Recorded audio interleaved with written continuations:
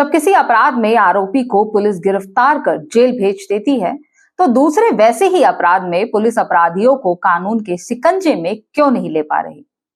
नमस्कार, मैं हूं नेहा, आप देख रहे हैं एम न्यूज। हम बात कर रहे हैं पिछले दिनों नजूल की भूमि को बेचने वाले झांसी के भूमि माफिया और 1 लाख के इनामी हरेंद्र मसीह की, जिसे पिछले दिनों पुलिस ने गिरफ्तार कर जेल भेज दिया था। लेकिन उसी तरह की नजूल की जमीनों को झांसी जिला में भी खुर्द-बुर्द किया गया है, तो उन पर कार्यवाही करने में प्रशासन क्यों हिचक रहा है। झांसी क्षेत्र में नजूल की जमीनों को बेचने का खेल लंबे समय से चल रहा है। देखिए हमारी ये रिपोर्ट। पिछले दिनों झांसी में 1 लाख रुपए का इनामी बदमाश हरेंद्र मसीह को पुलिस ने गिरफ्तार करने में सफलता हासिल की थी। हरेंद्र मसीह पर आरोप था कि उसने लगभग 1000 करोड़ रुपए की नजूल की जमीन को कानपुर में बेच दिया था।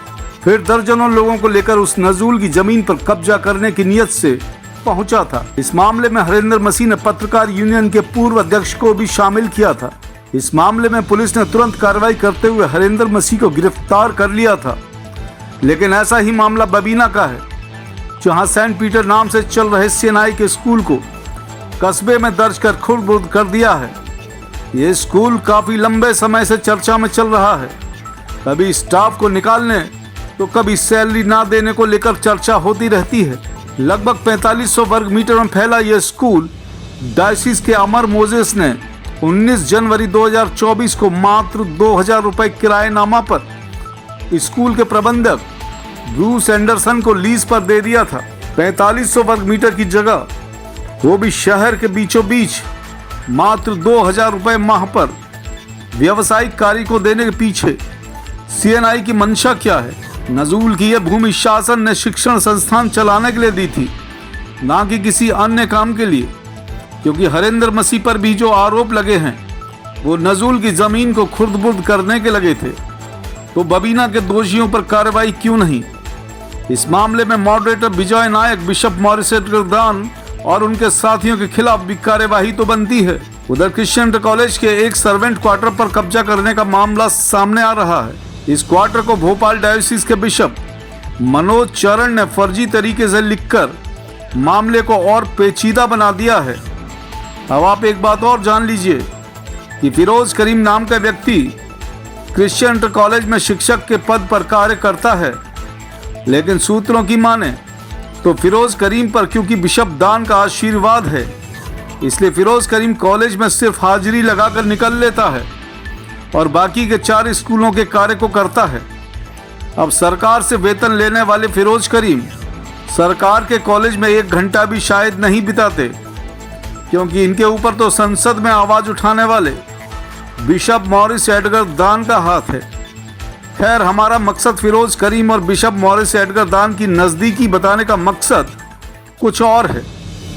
झांसी में सीएनआई की ज़मीनों पर जिस तेजी से कब्जा हो रहा है और हर मामले में किसी नीरज मसीह का नाम आता है, तो देखिए उस नज़दीकी के फ़ायदे क्या हैं।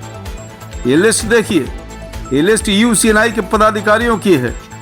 इसी लिस्ट में एक नाम अब्दुल करीम का भी आपको दिख रहा होगा।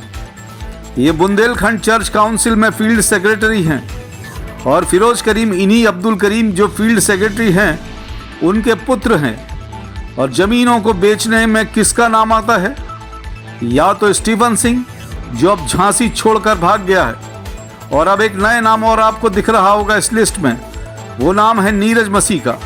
तो आप समझिए इस गठबंधन को जो सीएनआई और यूसीएनआई के बीच में हो रखा है, सांप भी मर जाए और लाठी भी ना टूटे। लखनऊ डायसिस में जमीनों के कब्जे होने के बाद कभी नवीन सिंह का नाम आता है तो कभी जेटी जॉन का, लेकिन कभी असलिम गुनहगार का नाम नहीं आता। अब सवाल यह है कि जब कोई प्रॉपर्टी कब्जाई जाती है तो उस पर पुलिस में एफआईआर दर्ज क्यों नहीं कराई जाती। फैजाबाद पास्टर हाउस पर कब्जे के बाद लखनऊ डायसिस के बड़े बड़े सूरमाओं ने बयान जारी किए। फिर क्या कारण था कि पेमेंट के चेक वायरल होने के बाद भी नवीन सिंह या कब्जाधारी के खिलाफ कोई कार्यवाही नहीं की गई। डायोसिस के मॉडरेटर नायक बताएं, कार्यवाही क्यों नहीं की गई। क्या मॉडरेटर ने बिशप मॉरिस एडगरदान से पूछा कि इस मामले में पुलिस से एफआईआर क्यों नहीं की गई? एलडीटीए के सचिव अमर मोजेस ने एक लिखित बयान जारी कर कहा था, ये कार्य बिशप अरुण सिंह का है।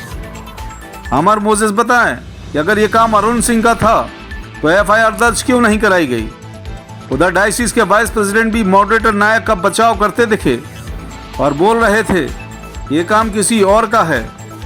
अब सवाल इस बात का है, जब आपको पता है कि ये काम अरुण सिंह का या नवीन सिंह का है तो इन लोगों के खिलाफ मामला दर्ज क्यों नहीं कराया गया, क्योंकि इस मामले में लखनऊ डायसिस भी पूरी तरह से मिली हुई थी और उसकी ही निगरानी में इस कब्जे को अंजाम दिया गया था। खैर, कुल मिलाकर मॉडरेटर बिजॉय नायक एक कमजोर मॉडरेटर हैं, जिसको सारी डायसिस भी बिक जाए तो कोई फर्क नहीं पड़ता, क्योंकि मॉडरेटर धार्मिक संपत्ति को ठिकाने लगाने के लिए ही अपने पद पर गूंगे, बहरे और अंधे की भूमिका में बैठे हुए हैं। इसलिए ईसाई समुदाय को उसके हाल पर ही छोड़ दिया गया। Bureau report, M news. प्रियो, बीते कई दिन पहले एक वीडियो देखने और सुनने में आई है कि तथाकथित बिशप जॉन अगस्तीन शियानाई और हमारे शियानाई के मॉडरेटर डॉक्टर BK नायक साहब को एक चुनौती दे रहे हैं और बार बार इस बात का आह्वान कर रहे हैं कि लखनऊ आइए, अगर समाज की ज़मीन को बचाना है, अगर ज़मीनों को कब्जा मुक्त करना है तो मेरे साथ आइए और चलिए। ईसाई समुदाय के पास नजूल की जमीनों का अंबार है, लेकिन इन जमीनों को धर्म के ठेकेदार ही ठिकाने लगाने पर आबादा है। जल्दी पुलिस ने इन भूमि माफियों पर कार्यवाही नहीं की तो ये सभी जमीनों को ठिकाने लगा देंगे और ईसाई समुदाय और सरकार देखते रह जाएंगे। बने रहिए हमारे साथ और देखते रहिए M news. If you like this video, hit the like button and press the bell icon to never miss an update from M News.